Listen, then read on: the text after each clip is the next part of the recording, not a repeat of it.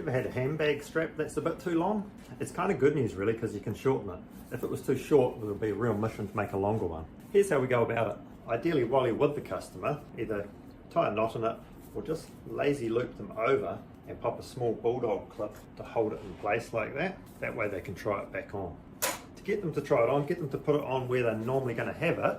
And generally, most ladies find it comfortable if their hand is just under the bottom of that. Not fully extended, but just with a little bit of a bent elbow and their hand under there, and then they're happy as. This one's my mum's. A student of hers made this for her, and so I've got the knot that mum provided. So what I do before I undo the knot, I've got a ruler on the bench here. I put the base of the bag against this spot down here, and I just write down, like that's about 51 centimetres it says there. So I write that 51 centimetres down, and now I can safely undo the knot without losing my posi.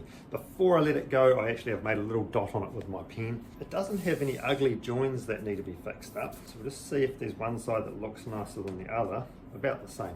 So this is the side we're going to shorten it at, so I'll unpick that one to start with. Down there with a nice sharp knife, and we'll just cut those stitches. This has been made on a normal home sewing machine, I think. It's got lots of little fine stitches. Right, so we got rid of that. Now I'm going to put that bag back on that spot, 51 centimetres. Now I can move that down. Now I'm going to make a silver pen mark just on the far side, so I'm just going to hide that mark. I know how much they tucked it in last time. From there, not much. I'm going to tuck a bit more in there. So now you should measure twice and cut once. You should. I'm going to pop a tiny drop of glue on that to hold it in place while I stitch. Here's my glue container. A little bit of glue on the end of there. Face side it's going to go on in a little bit in the same place. Before you do anything silly and put glue on there, you want to remove the old stitches. Sometimes a blade, when people have thin thread, they want to make sure it's strong, so they add 100 little holes and heaps of thread. Super annoying, but anyway, gets the job done. Sometimes if the stitches aren't coming out, a little piece of crepe or nomad style, you can just rub them away. Get rid of the ones on the inside. Now, it was nice and easy to get those stitches out. Once the glue's on and it bugs you later, you have a real hard time getting them out. Just a couple of thin layer of glue there. We'll let that dry for a second and we'll head on over to our sewing machine. The thread on the bottom, I'm going to pop that out first, and I'm going to change that over for, let's go with a brown.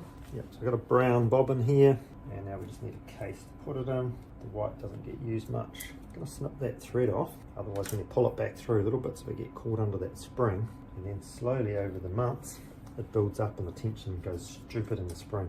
And if you've had any time on sewing machines, you'll know tracking down an issue like that is really annoying, especially when you've already altered a whole pile of other settings. That goes in there, close that up, and then we'll hold on to this end, bring the bottom one up to there. Here's our threads we get to choose from. The black one we're getting rid of. This has got a razor blade inside this piece of rubber, so it quickly and easily cuts it off.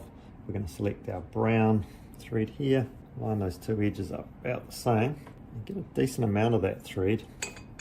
Just do a simple overhand knot, get those back through with plenty of distance from that to there. This sewing machine is a bit special. The thread on this machine goes in at the top, right down through the center to the needle, so we can stitch in any direction.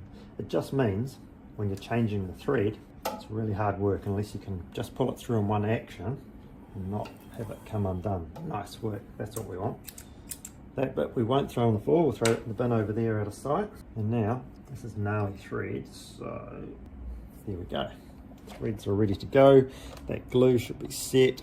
So we're using a contact adhesive.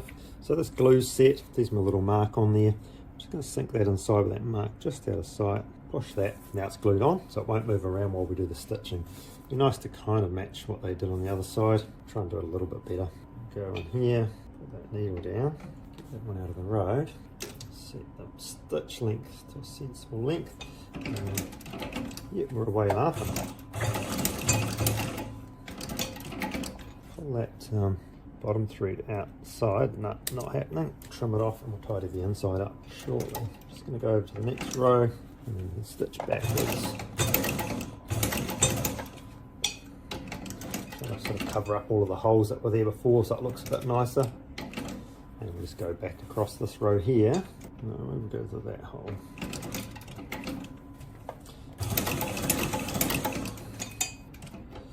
Right, and we'll leave that needle up nice and safe so it doesn't scratch anything.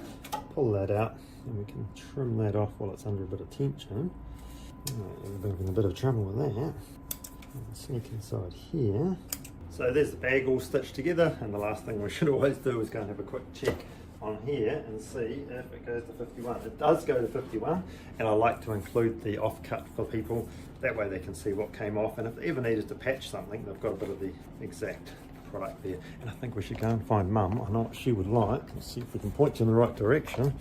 Yeah, I'm trying to avoid eating chocolate these days, but I know in here we've got a couple of little chocolate bars, so we'll chuck those in for Mum and she'll be happy. It only takes a chocolate bar to keep someone happy, or 2 chocolate bars. All done, ready to go. Cheers.